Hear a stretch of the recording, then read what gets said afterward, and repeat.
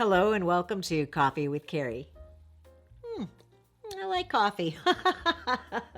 Thanks for stopping by today for another list today. Today we're talking about sabotage, self-sabotage. If we're in charge of our own experiences, why would we choose to be the one to ruin things for ourselves? It seems sort of contrary, doesn't it? Would like to introduce myself in case you're new here. I'm Carey. I'm a matchmaker and a dating coach, and I have this here channel, and we talk about dating and relating. Hope you'll stick around because that's what's on the agenda. Yep, self-sabotage seems like it's a conflict of interest, our own best interest, but we are human. So we have two competing things going on within us. We want to connect, but we also want to protect, right?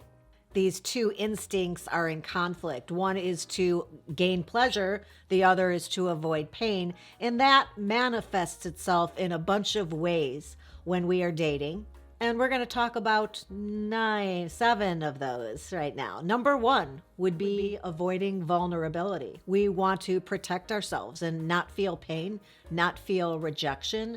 So if we can put off the whole opening ourselves to feeling that pleasure, then there's no way we're going to get to the pain because we don't care. We're not invested enough. Maybe we've even been hurt or rejected before, and we certainly want to avoid that at all costs and if at all possible. But what does that do? It keeps us from truly connecting with this person because we've got walls up. And you hear about these walls all the time.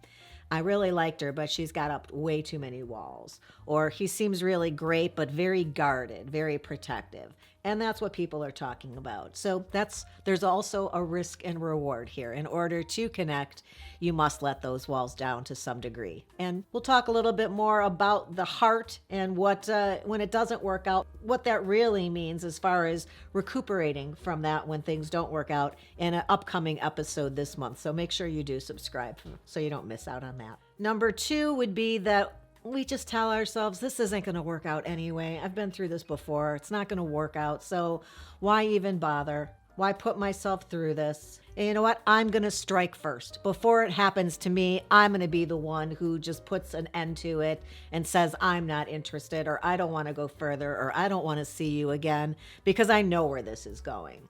Well, obviously the problem with that is that you don't know. You are not a sightseer. You're not a sightseer.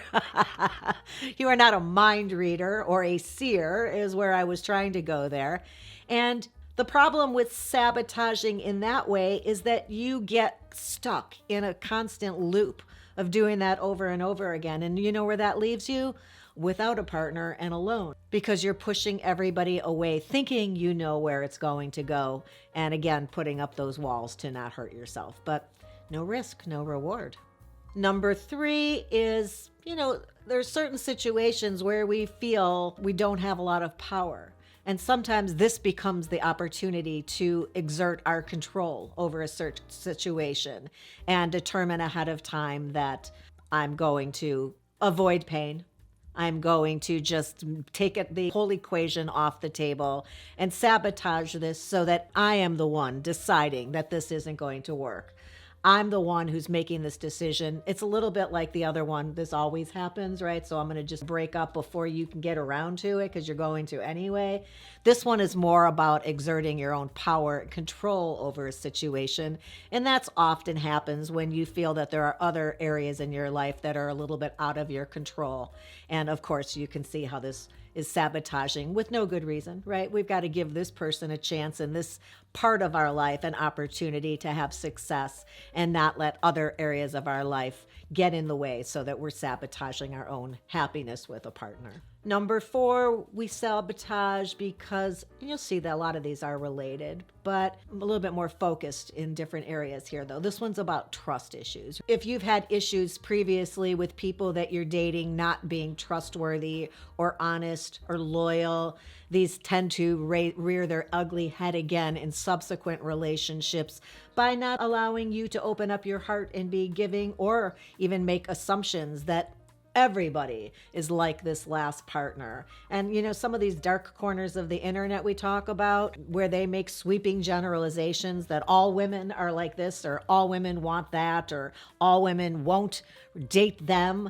That's that mindset that you would certainly want to avoid, because that never helps you when you're grouping everybody into one negative behavior you've seen or experienced or even just heard about in some of these groups. Making generalizations like that and not treating each individual as their own unique person able to make their own choices and show you over time whether or not they are trustworthy, reliable, dependable, going to be there, faithful, not commitment phobic. You've got to find out with each person and let them show you who they are. And remember, people will show you who they are, and pretty early on.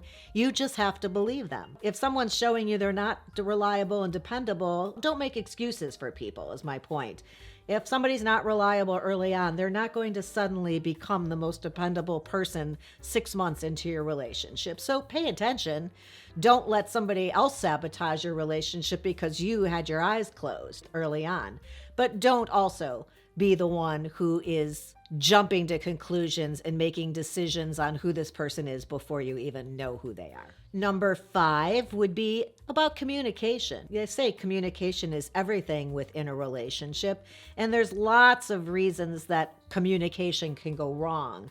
But in terms of sabotage, it's usually self-sabotage, as we're speaking about here. And the reason this happens is usually because we don't have a great skill set based on previous experiences to know how to be a great communicator in a relationship scenario. That's super easy to fix. This isn't about being jaded or bitter about something. It's literally a lack of skill. And how would you have that skill unless you'd worked on it? That's easy to figure out. And I have a bunch of episodes about better communication on a date, communication in relationships. There's articles and studies that I read all the time, so that's certainly available to you. But if you feel you're not communicating in the most healthy way and that's sabotaging your relationships, figure out how to do a better job of it. If it's important to you, you'll put the effort in. I have faith in you to do that. Number 6 would be that you have experienced past trauma, and that you're being either triggered or you have too good of a memory. If you are allowing past situations in your life, and this could come up with your trust issues, etc., which is why these are all intermingled, but past trauma in your life and then projection onto this person would be another reason that people sabotage often. And again, it's the same answer that we had with some of these previous ones, is that you can't judge somebody else based on past relationships you've had. Each person is their own unique individual, and they come to a relationship with all the experiences they've had. And if they're willing to take a fresh start and get to know you without putting baggage and labels and assuming that you're just like somebody they've known previously, I think you should be willing to do the same thing as well. So a fresh start is a fresh start. Don't let your past trauma or your past relationship issues be projected onto somebody without giving them an opportunity to show you again who they are. And number 7 would be, this one's the hardest one really, because it's just about not having great relationship skills to start. And how do you get, it's like a catch-22, because how do you develop relationship skills? By being in a relationship. But if you're sabotaging because you don't have those skills, then you're kind of stuck, right? So this is about education. It's about empathy, I think, first and foremost, which is why I would mention it as an opportunity for you to put yourself in the other person's shoes, or just think about, what do I want from this other person in terms of communication, how I want them to treat me. And it really does become a case of doing unto others as you would have them do unto you, which is the golden rule. Treat them the way you want to be treated. So if kindness, consideration, and thoughtfulness are things you appreciate when people in your life do that, make sure you incorporate this into your relationship and show these kindnesses to the person that you're dating and getting to know. And also, I think we set examples by our behavior. I think that what you give, you often get back in return if people are paying attention. So you can learn some of these things by looking at relationships other people have that you admire and emulating some of the things they do. Hopefully you have somebody with a great relationship with your parents or your grandparents or, a friend's parents. Maybe you've been able to see some of the ways they interact in a romantic relationship and been able to make some connections as to what looked appealing to you that you would want to have in a relationship of your own.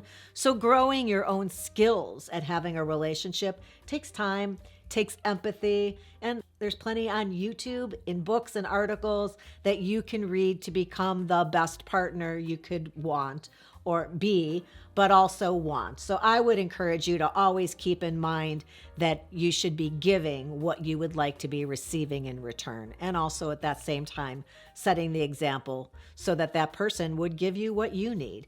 And communication is key. Telling somebody what you need and how you feel is a really, really healthy way of communicating and building a foundation for a relationship. So don't be afraid. Don't blame anybody, but to say, when you do this, it makes me feel very blah, blah, blah. I love when you do that because it makes me feel special. Or, when you say that, it makes me feel not great about myself. So communicating what you need, what you want, and how things make you feel is a big step in the right direction. And I guess that's number 9. So we've wrapped that up, and I hope you found that helpful or interesting. If you did, you can do what my mom's suggesting right there. She says, give the episode a thumbs up, why don't you? And I think that's a swell idea. Also, while you're down there in the lower section of this page here, you might want to hit that subscribe button and then the ring bell if you're so inclined, because that lets you know every time a new episode goes live. And I'd love to have you back again, and hopefully soon. Appreciate you stopping by today. And until that next time, thanks again. Have a good one.